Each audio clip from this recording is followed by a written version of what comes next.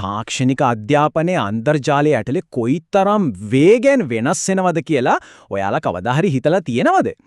අද මේ විග්‍රහයෙන් අපි සූදානම් වෙන්නේ අන්න ඒ ගැන කතා කරන්න. මේක තේරුම් ගන්න අපි එක තනි නිර්මාණකරුවෙකුගේ ගමන් මගක්. ඒ කියන්නේ ඩිනල් ටෙක් කියන YouTube නාලිකාව උදාහරණයක් විදිහට අරගෙන බලමු. අතන මේක නිකන් channel එකක් ගැන කතාවක් නම් නෙවෙයි. මේක අපේ ඩිජිටල් ලෝකයේ ඇතුලේ දැනුම බෙදා ගන්න විදිහ කාලයත් එක්ක කොහොමද පරිණාමය වෙන්නේ කියන එකට මරු උදාහරණයක්. මේ වෙනකොට මේ නාලිකාවට ග්‍රාහකයන් 3280කට ආසන්න ප්‍රමාණයක් ඉන්නවා. ඒ වගේම වීඩියෝ 306ක්කුත් තියෙනවා. ඉතින් බැලුබැල්මට මේක අතිවිශාල සංඛ්‍යාවක් නෙවෙයි වගේ පෙනුනට මේ සංඛ්‍යාවෙන් පෙන්눔 කරන්නේ තාක්ෂණය ගැන ඇත්තටම උනන්දුවක් තියෙන එකම අරමුණක් වෙනුවෙන් එකතු වුණු බොහොම සක්‍රීය ප්‍රජාවක්. මේ දත්ත දිහා බැලුවම අපිට හොඳටම තේරෙනවා මේ නිර්මාණකරුවා Tamanගේ ප්‍රජාව ගොඩනගන්න කොච්චර ලොකු කැපවීමක් කරලා තියෙනවද කියලා. ඉතින් අද අපි මේ ගමන ප්‍රධාන පියවර 5ක් යටතේ කතා කරමු. මුලින්ම ඩිනල් ටෙක් නාලිකාවේ ඇතුළාන්තය, ඊළඟට දෘಢාංග හා අන්තර්ජාල සම්බන්ධතාව, ඊට පස්සේ මෘදුකාංග භාවිතය, ඊළඟට නූකෝඩ් AI තාක්ෂණය සහ අවසාන වශයෙන් නාලිකාවේ පරිණාමය සහ අලුත් වීම ගැන අපි බලමු. හරි, එහෙනම් අපි වැඩි කතා නැතුව මුලින්ම බලමු මේ channel එකේ අතුලාන්තය, එහෙමත් නැත්නම් අන්තර්ගතය කොහොමද බෙදිලා තියෙන්නේ කියලා. අර අපි කලින් කිව්ව වීඩියෝ ත්‍රිමිතියේ අය ප්‍රධාන වශයෙන් කාණ්ඩ 4කට වෙන් කරන්න පුරුවන්. හරියට ලොකු පීසයටක් කෑලි 4කට කැපුවා වගේ.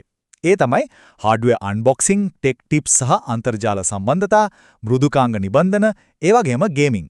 එකම තැනකට කොටු වෙන්නේ නැතුව විවිධ පැතිකඩ ඔස්සේ තාක්ෂණික දැනුම දෙන්න මේ නිර්මාණකරුවා මුල් කාලේ ඉඳලම උත්සාහ කරලා තියෙනවා කියන එක මේකෙන් අපිට පැහැදිලිවම පේනවා.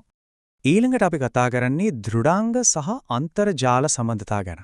ඇත්තටම මේ හැමදේම පටන් ගත්තේ කොතනින්ද කියලා අපි දැන් බලමු. මෙන්න මේ දත්ත දිහා ටිකක් බලන්නකෝ. මුල් කාලේදී කවුරුත් දන්නේ යුනිකෝර්න් කියන බජට් PC කේසින් එකක් ගැන කරපු වීඩියෝ එකක් විතරක් views 23000කට වඩා ලබාගෙන තියෙනවා. ඒක නියමයි නේද? ඒ වගේම Fantech RGB fan එකටත් views 7900ක් විතර ලැබිලා තියෙනවා. මේකෙන් අපිට තේරෙන දේ තමයි ඒ කාලේ ප්‍රේක්ෂකින්ට මිලියන් අඩු හැබැයි ගුණාත්මක දෘಢාංග ගැන දැනගන්න කොයිතරම් ලොකු පිපාසයක් තිබුණද කියන එක.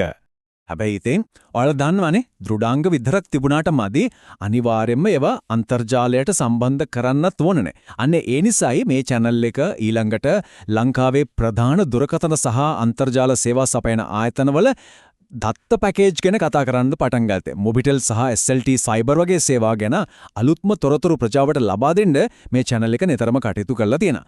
මේ අන්තර්ජාල සම්බන්ධතා ගැන කරපු වීඩියෝ වලටත් මාර්ම ප්‍රතිචාරයක් තමයි ලැබිලා තියෙන්නේ.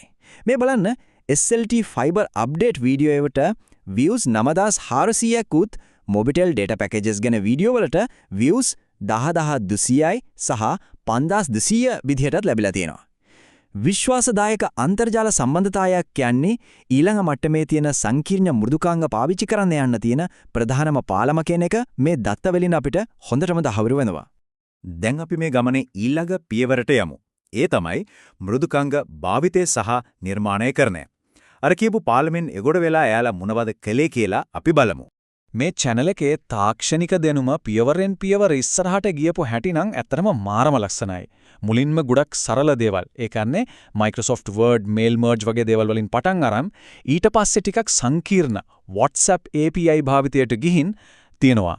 අවසානයේදී පෑ 2-3ක ලයිව් ස්ට්‍රීම්ස් කරමින් බ්ලෙන්ඩර් හරහා ත්‍රිමාන එමත්නම් 3D නිර්මාණ කරන මට්ටමට මම මේ channel එක අතිවිශාල දියුණුවක් ලබලා තියෙනවා. ඒක පියවරෙන් පියවර ගියපු සාර්ථක ගමනක්.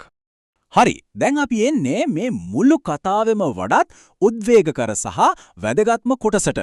ඒ තමයි no code AI තාක්ෂණය සහ generative AI. මේක තමයි ලොකුම පෙරලිය.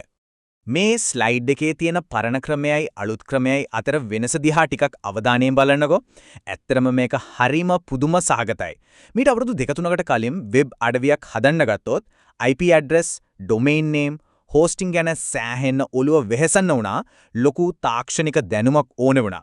හැබැයි අද තත්ත්වයේ ඊට හාත්පසින්ම වෙනස්. කිසිම කේතනයක්, ඒ කියන්නේ කෝඩින් කරන්නේ නැතුව හුදෙක් chat GPT වැඩි AI එකට උපදෙස් දීලා සම්පූර්ණ වෙබ් අඩවියක්ම නිර්මාණය කරන තැනට අද තාක්ෂණයේ දියුණු වෙලා තියෙනවා. හිතා ගන්නවත් පුළුවන් දේ වේගය.